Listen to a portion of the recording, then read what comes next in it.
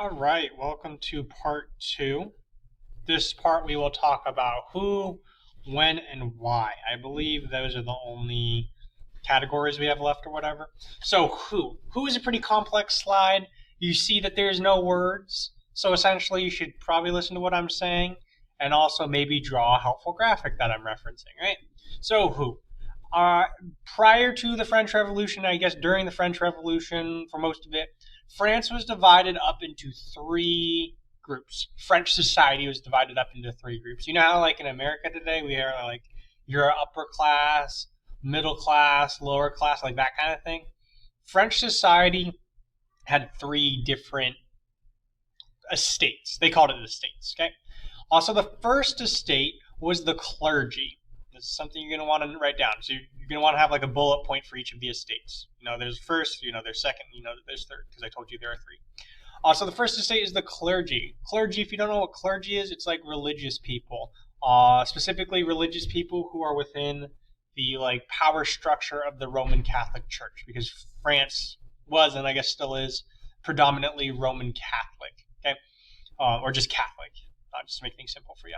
All right, so the first estate were like bishops, cardinals, like important priests, that kind of thing in the church in France.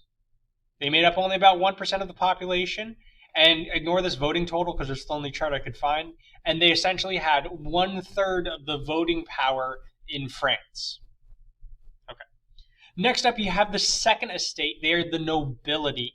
Nobility is like rich people who get called like dukes, that kind of thing. Mostly they own land and they're good friends with the king, either directly or indirectly. Okay. They make up 2% of the population. So they're a little bit more populous than the clergy, 2%, and they have 1/3 of the voting power in France. Cool. The last estate, okay, so for each estate, just to make it clear, just because this is your first time, I'm not trying to like insult your intelligence, but like for each estate, make sure you have the name of the estate, who they are, what the word is. Like you have, so first estate clergy. What's a clergy? It's a religious person in the Roman Catholic Church. And then tell me what percentage of the population of France they are. So 1%. And then how much voting power they have. 1/3.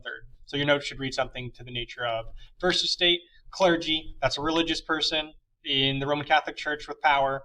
1% of the population. 1/3 of the voting power of France. Okay. And then second estate, you get the idea. Okay, finally, now we have the last estate, also known as the third estate. They didn't call themselves the poor estate, they're just called the rest of France. But these people tended to be poor, okay? So the third estate, which was the rest of France, was 97% of the population. Yeah, and they also had 1/3 of the voting power of France. You're like, don't they have a king? Yeah, they have a king. So technically, the king made all the decisions most of the time. But remember when I said in the previous video, that the French Revolution started with something known as the calling of the Estates General. That's when the king brought all the people in France together, aka the three estates, to try to figure out how to fix France because they had a lot of problems at this point. Yeah, whenever the king does that, calling the Estates General, then people actually vote. Every other time period, it's just the king making decisions. But anyways, he calls the Estates General together. All three of the states come together, and they decide on how to fix France. One of the problems France was encountering was money. They were very poor for reasons we'll get into in the final slide or the second to last slide of this video. France was really poor, and it was like a really big problem because you need money to run a government. So, for example, this is what happened at the beginning.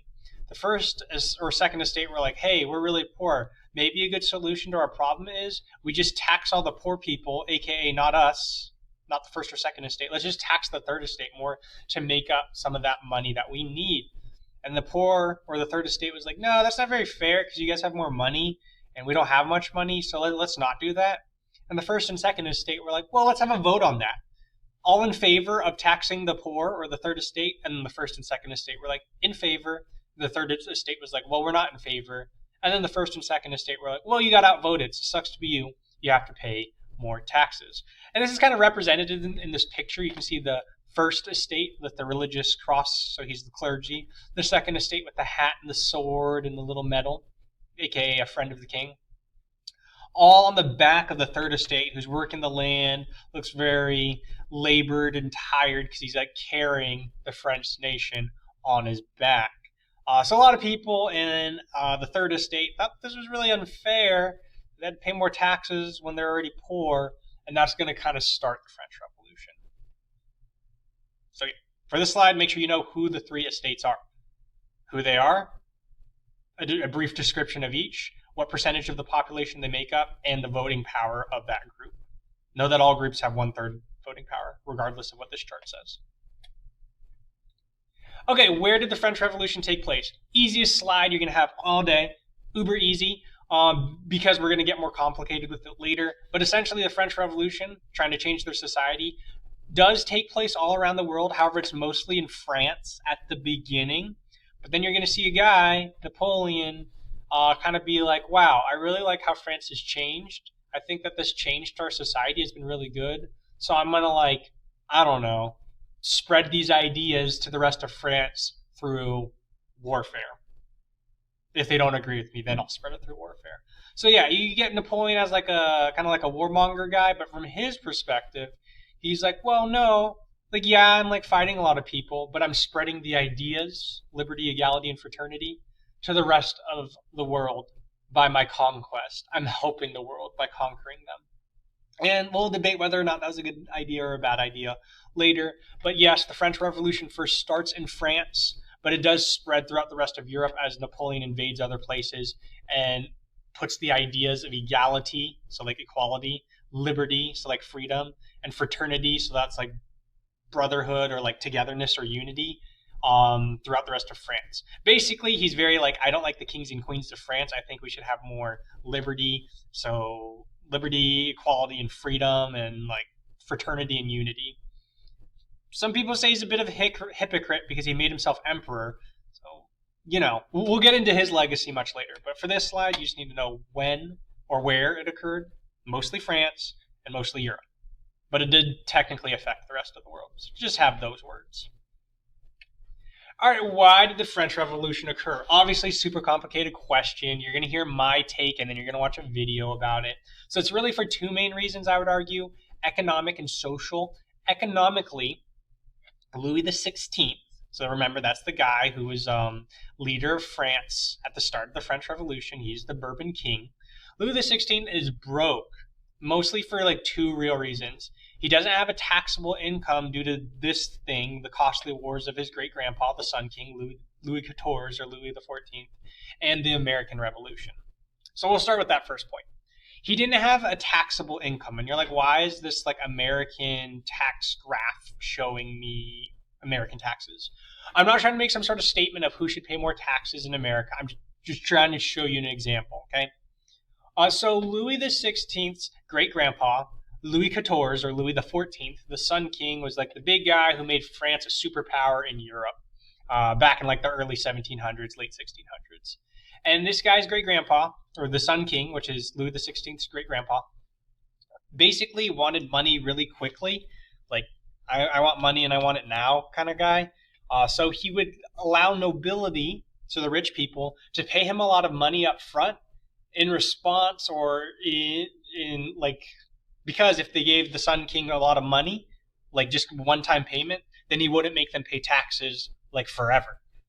So yeah, you can get really rich in the short time doing that, but then later on, you're not going to be able to tax the really rich people in your society. And rich people tend to pay a lot of taxes because they're rich, right? So for example, in America, the top 1%, so the 1% of the richest people in our country pay about 40% of the taxes. But imagine if these people didn't have to pay taxes. That would mean we'd have a lot less money for our government to like do stuff like build roads, build schools, build hospitals, build infrastructure, that kind of thing. Strengthen the military, that sort of nature. And that's essentially what happened in France, because the Sun King, Louis XIV, or Louis XIV, wanted a lot of money really fast in like the early 1700s, late 1600s. So he gave the aristocrats the option to give him a lot of money one time, and then he wouldn't tax them. So now his great-grandson, Louis XVI, now didn't have a lot of money because his dad or his great-grandpa basically spent a lot of money with these wars and making a really cool house. Okay.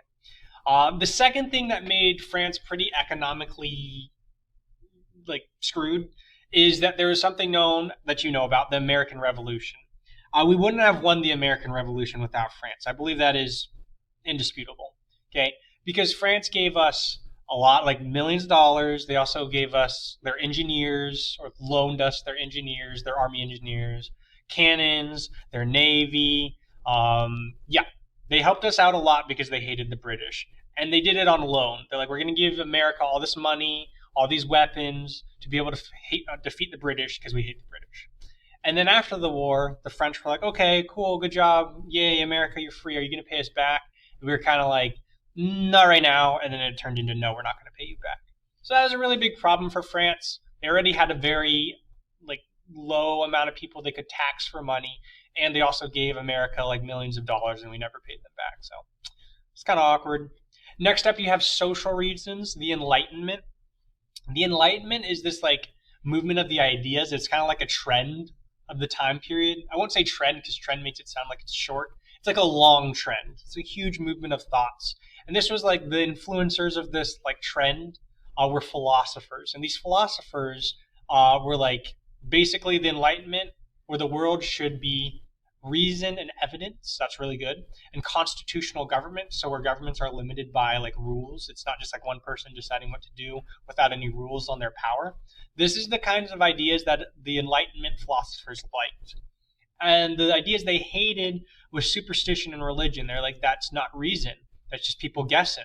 And they also hated autocratic governments. They're like, autocratic meaning one person in charge, not limited in what they're allowed to do in their country. They hated that stuff because they didn't think it was right. It was very based off of logic and philosophy. That's why they're philosophers. They promoted these ideas. So the fact that France was really broke, and the fact that these ideas of one king being in charge was kind of going out of fashion to a small extent in philosophy circles, France decided to have a revolution. Obviously, people have written books about this, and I'm just telling you about it in the slides, so it's way more complicated than that. But remember, the intent, my bad, the intent of this lesson is to just get the basics. Okay, so for your why, you should probably have all of these words, and maybe some explanation for why they didn't have a taxable income, because the Sun King spent a lot of money, American Revolution, they gave the U.S. millions of dollars, we never paid them back, that kind of thing. The Enlightenment, or the social reason, it's pretty well spelled out for you. So just have all these words, plus a little extra for your notes. Okay, finally, we're done. Well, almost. Now you're going to use your notes, as well as the video in this slideshow, to summarize the 5 W's of the French Revolution. I am obviously incredibly passionate about the French Revolution. I'm not even here right now, because I'm in Amsterdam or Paris right now, but I really like the French Revolution, right? I really like France. I really like French history. So I'm very passionate, but that might bleed or make it a little bit more possible for my bias to bleed out a little bit during this unit.